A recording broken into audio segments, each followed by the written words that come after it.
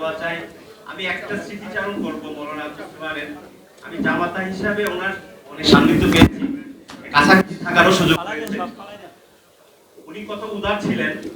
উনি যখন মিরপুরে থাকতেন, আমার বাসা ছিল উত্তরায়, টিভিরা সবসময় ওনাকে নজরদারিতে রাখতেন। উনি একদিন আমার বাসায় আসলেন, টিভির তত্ত্বাবধানে আসলেন, টিভিরা বাসা নিতে ছিলেন, আর উনি বাসার উপরে উঠলো। ওঠার পর আমি খেতে দিলাম, খাওয়ার সময় উনি বললো ওদেরকে ডাকো। উনি কত উদার ছিলেন যে ওদেরকে ডেকে নিয়ে আসো, ওদের সাথে একসাথে এক টেবিলে বসে ভাত খেয়ে খাওয়া দাওয়া করেছেন। আল্লাহ এই মহান ব্যক্তিত্বকে জান্নাতের উচ্চ মাকাম দান করুক।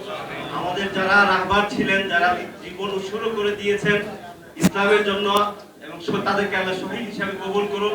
তাদের তামান্না ছিল শহীদ, আল্লাহ মনে হয় শহীদ হিসাবে তাদেরকে কবুল করেছেন। আমাদের পরিবারের জন্য দোয়া করবেন। সবার কাছে কৃতজ্ঞতা। আসসালাম।